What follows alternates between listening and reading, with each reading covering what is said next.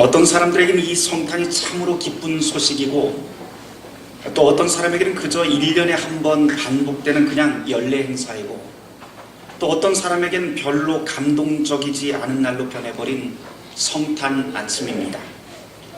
올해는 유난히 캐롤 소리도 거리에서 들리지 않고 변변한 성탄 카드도 주고받지 못하는 수상한 시절이 되었습니다.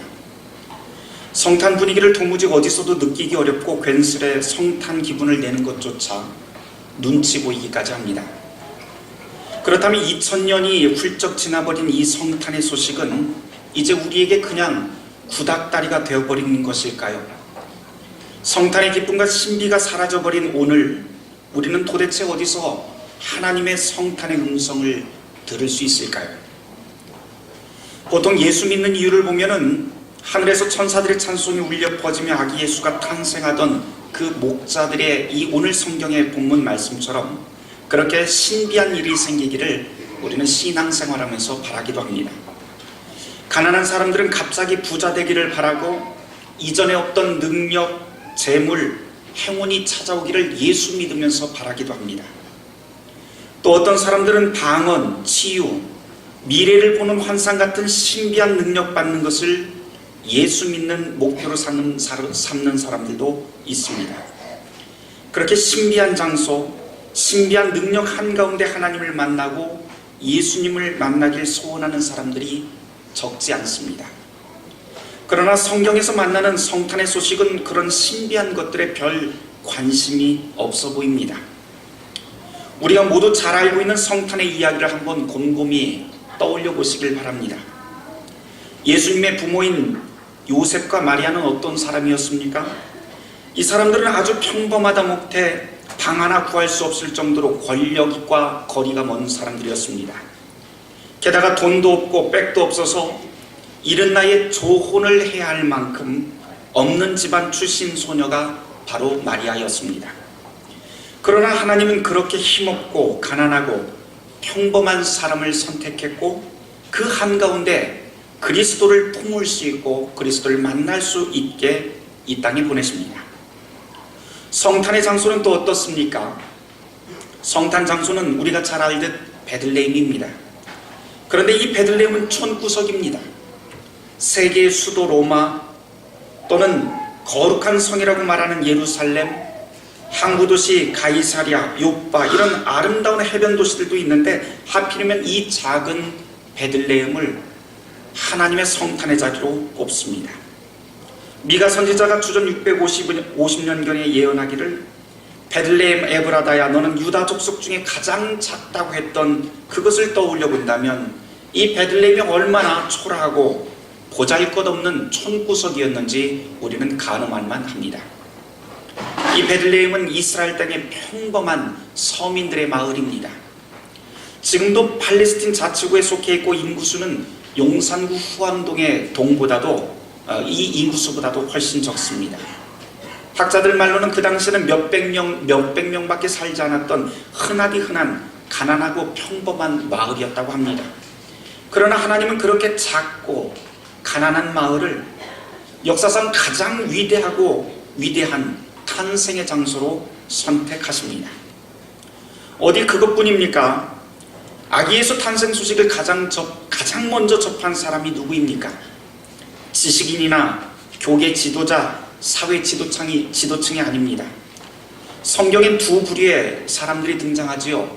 첫 번째 부류는 오늘 복음서 말씀에 나와 있는 목자와 그리고 그 다음에 동방박사라고 하는 사람들입니다. 유대인들은 하나님이 선택한 선민으로 알려져 있습니다. 그런 자부심으로 사는 사람들이 유대인이었습니다. 유대인들 율법엔 하나님의 백성이 꼭 지켜야만 할 최저선이 설정되어 있습니다. 그 최저선이 무엇인가 하니 바로 안식일 준수입니다. 유대인 사회에서 안식일법은 최고의 법인 동시에 가장 기본에 속하는 것이었기 때문에 안식일을 지키지 못하는 사람들은 죄인이고 그리고 지옥에 갈 사람이라고 낙인을 찍었습니다. 그런데 가만 생각해 보시길 바랍니다. 성탄의 소식을 처음 접한 목자들, 그 사람들 역시 유대인이었습니다. 그런데 이 목자들은 안식일을 지킬 수 없었던 직업군에 속해 있었죠. 왜냐하면 양의 꼴을 먹이는 직업이기 때문에 이들은 어쩔 수 없이 안식일을 지킬 수 없었던 하층 노동자 계층이었습니다. 뒤집어 본다면 일반 유대인들은 안식일 준수를 하기 위해서 가난하고 그리고 힘없는 유대인 하층민들을 고용했는데 그 사람들이 바로 목자들입니다. 자기들이 고용해서 안식일 지킬 수 없도록 원천 봉쇄해 놓고선 목자들을 향해서 죄인이라고 부르는 우스운 꼴이 바로 이런 경우입니다. 어쨌든 유대인들은 안식일법을 준수하지 못하는 이 목자들을 죄인으로 분류하고 누구 하나 관심 갖지 않았습니다. 그런데 하나님께서는 이렇게 관심받지 못하고 소외된 직업군을 선택해서 성탄의 메시지를 가장 먼저 알려주십니다. 동방박사는 또 어떻습니까? 동방박사는 유대인이 아니라 이방인입니다. 유대인들 생각에 이방인은 이미 하나님의 구원의 계획 속에서 이미 제외된 사람들입니다. 심지어 랍비들은 이방인을 무엇이라고 가르쳤냐면 지옥의 땔감으로 쓰기 위해서 하나님이 이방인을 만들었다고 그렇게 가르쳤습니다. 그런데 이런 이방인들에게 하나님의 성탄의 비밀이 알려집니다.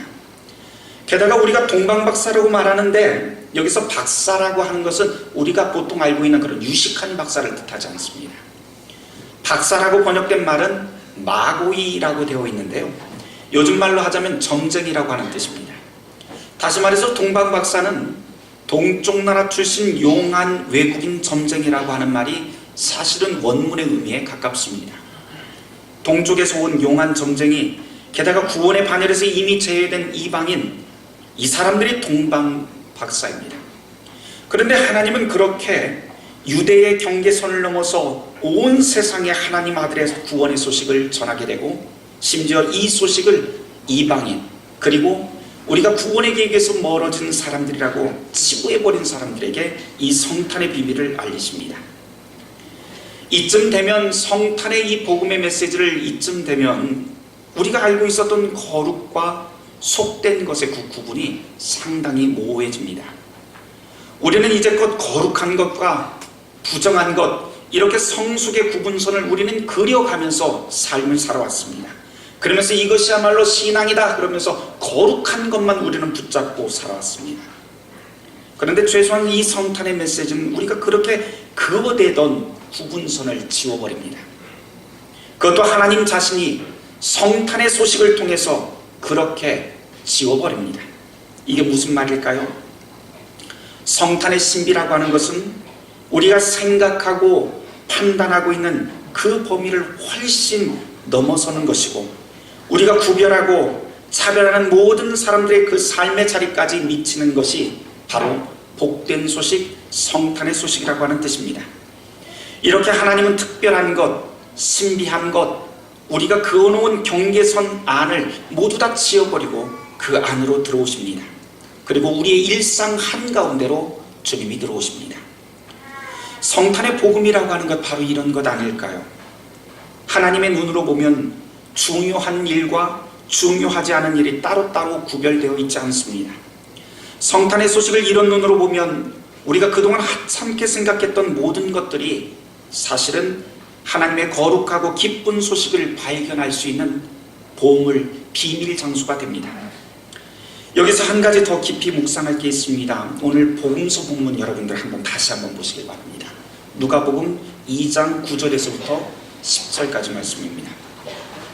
이 내용이 무슨 내용인가 하니, 천사들이 나타났을 때 목자들이 두려워합니다.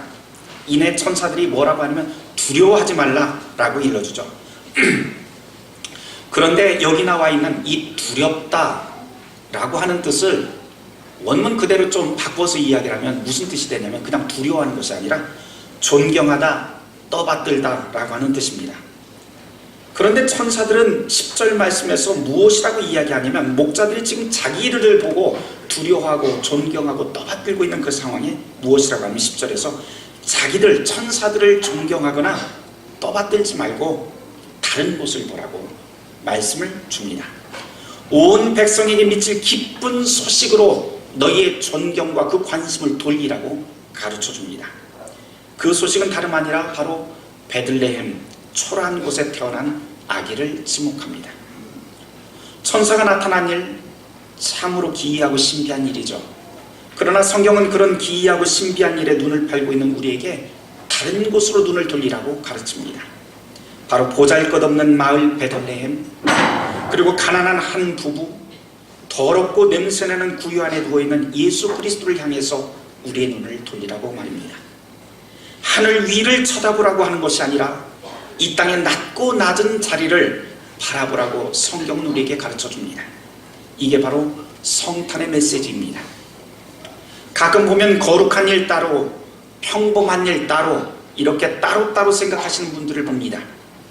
그래서 교회 일 따로, 사생활 따로, 따로국밥 인생을 사람들이 교회 안에 참 많습니다. 그런데 한국교회가 예수 신앙의 힘을 잃어버리고 교회를 떠나는 가나안 성도가 급속히 늘어나는 이유, 국민 5명 중에 1명이 기독교인이라고 하는데 대한민국 사회가 이리도 아픈 신음을 하고 있는 그 까닭이 바로 이런 데서 비롯되지 않을까요? 주일은 거룩한 성도로, 나머지 6일은 악독한 직장 상사로, 욕심 많은 욕쟁이 아줌마로 세상과 교회 사이를 오가면서 복면을 썼다 벗었다 하면서 사는 게 우리의 모습인지도 모릅니다. 어쩌면 이렇게 핑계를 댈 수 있을 것 같아요. 아니 목사님, 그렇게 이중적인 삶을 살 수밖에 없지 않습니까? 이 시대가 그런 시대 아닙니까? 라고 말할 만도 합니다. 비록 우리가 그렇게 척박한 시대 한가운데 살고 있을지라도 이 성탄의 이 아침 복음서에서 딱 한 구절만큼은 오늘 이 시간 여러분들이 꼭 가슴에 새기고 돌아가시기를 바랍니다. 누가복음 2장 18절 19절 말씀입니다. 이 구절은 목자들의 성탄의 소식을 전한 다음에 목자들이 그 소식을 베들레헴에 가서 그대로 전할 때 그 소식을 들은 사람들의 반응을 다루고 있습니다. 우리 18절 19절 말씀 함께 찾아서 같이 읽어보도록 할까요? 같이 읽겠습니다. 듣는 자가 다 목자들이 그들에게 말한 것들을 놀랍게 여기되 마리아는 이 모든 말을 마음에 새기어 생각하니라. 이 대목이 참 오묘합니다. 목자들이 지금 천사들을 보고 들은 그 소식을 베들레헴에 와서 이야기를 합니다. 거기에 사람들이 듣고 있었는데요, 모두 다 똑같은 이야기를 듣고 전혀 다른 반응을 보이기 시작합니다. 듣는 모두, 다시 말해서 마리아를 제외한 듣는 그 자리에 있었던 모든 사람들은 놀랍게 여겼다라고 하고, 마리아는 마음에 새기어 생각했다라고 그렇게 가르칩니다. 이 대목 여러분이 유심해 보시길 바랍니다. 사실 헬라어 원어 문법까지 좀 고려해서 본다면 그 의미가 아주 확연하게 드러나는 대목입니다. 여기서 놀랍게 여긴다라고 하는 말은 이 말을 듣고 딱 한번 야, 참 신기하네 라고 하는 뜻입니다. 신기하게 여기고 한 번으로 끝난다고 하는 소리입니다. 그리고 그 다음에 마리아에게 두 동사가 쓰이는데요, 마음에 새기다, 그리고 마음에 새기다는 말과 생각했다라고 하는 동사가 쓰입니다. 여기서 마음에 새긴다고 하는 것은 가슴 속에 두는데 비교를 위해서, 지금 다른 것과 비교를 위해서 마치 보물처럼 가지고 있는다고 하는 뜻입니다. 그 다음에 생각한다고 하는 것은 소중하게 여긴다, 소중하게 계속 간직한다, 그런 뜻입니다. 다시 말해서 한 번으로 끝나는 것이 아니라 이것은 계속해서 무슨 일이 있을 때마다 계속해서 반복해서 꺼내서 생각하고 새기고 한다고 하는 뜻이죠. 간단히 말해서 마리아를 제외한 다른 사람들은 모두 다 이 목자의 이야기를 그저 딱 한 번, 야 정말 신기한 일이구나 하고 지나갑니다. 참 이상한 일이구나 하고 지나갑니다. 오직 마리아만 어때요? 이 사건 이후로 계속해서 소중하게 마음 주머니 속에 담고 있었다라고 하는 말입니다. 조금 더 풀어 말하면 마리아가 지금 목자들의 이야기를 마음에 새기고 생각했다고 하는 말은 자기의 마음 주머니 속에 이 소식을 넣고 자기가 살아가면서 흔들릴 만한 일이 생길 때마다 그것을 보물 다루듯이 소중하게 주머니 속에서 만지작거리면서 살았다고 하는 뜻입니다. 믿음이란 이런 것이 아닐까요? 단 한 번 이상하고 신기하게 여기고 끝나는 것이 아니라 인생을 살다가 당혹스러운 일이 일어날 때마다 우리의 마음 주머니 깊은 곳에 있는 그 보물을 소중하게 만지고 우리의 마음을 다시 다잡는 것, 이것이 마리아의 믿음이었고 복음서가 우리에게 가르쳐주고 있는 성탄의 믿음입니다. 매년 연말이 되면은 옥스퍼드 사전은 한 해를 갈무리하면서 한 해의 표제어를 선정합니다. 2016년 올해를 무엇이라고 선정을 했냐면은 탈진리라고 하는 단어를 꼽았더라고요. 탈진리, 진리를 떠났다, 진실을 떠났다, 이런 뜻입니다. 사실관계가 명확해도 사실 자체를 받아들이지 않고 자기 주장과 변명만 늘어놓고 아니면 주변 분위기에 휩쓸리는 세계의 세태를 반영한 말입니다. 아마도 이 옥스퍼드 사전에서는 영국의 브렉시트 사태 그리고 미국의 충격적인 대선 결과와 같이 논리적으로 절대로 설명할 수 없는 그 사건들이 올해 세계 사회 속에서 일어났고, 이런 충격과 허탈감을 탈진리라고 하는 말로 압축한 것 같습니다. 그런데 이 탈진리의 세태는 사실 영국이나 미국만의 이야기는 아니죠. 우리 대한민국 한가운데서도 여실히 드러나고 있습니다. 도저히 이해할 수 없는 국정농단 사태, 그리고 청문회에서 만나게 된 대다수 증인들의 뻔뻔한 모습들은 우리 모두를 충격과 허탈감 속으로 밀어넣습니다. 그 결과 정치, 경제, 문화, 종교 할 것 없이 대한민국 구석구석은 지금 무력감과 자괴감 속에서 신음하고 있습니다. 그러다 보니 기쁘고 감격적인 노래가 울려 퍼져야 할 이 성탄의 시기에 그리스도인들도 역시 무력감에 시달리는 것 같습니다. 그러나 사랑하는 성도 여러분, 우리를 자괴감에 빠뜨리고 허망하게 만드는 이런 탈진리의 시대 한가운데도 성탄의 소식이 다시 전해집니다. 어쩌면 이런 시대에 성탄의 소식을 붙잡고 사는 것, 그 모습은 우매하고 이상한 행동처럼 비춰질 수도 있을 것 같습니다. 마치 목자들의 이야기를 듣고 모두가 이상하게만 여기고 믿지 않았던 것처럼 말입니다. 그러나 견실한 그리스도인이라면 이런 시대일수록 그리스도의 소식, 성탄의 소식을 보물처럼 만지작거리며 일상을 사는 것이 바른 삶이 아닐까요? 성탄절 이 아침 복음을 듣기 위해서 이 자리에 모인 여러분께 진심으로 권면합니다. 바라기는 이 성탄의 소식을 여러분 마음 깊은 마음 주머니 속에 담아 두시길 바랍니다. 그리고 보물처럼 부여잡고 희망을 노래하는 복된 성도들이 되시길 주님의 이름으로 축원합니다. 모든 지각에 뛰어난 하나님의 평강이 그리스도 예수 안에서 너의 마음과 생각을 지키시리라. 아멘.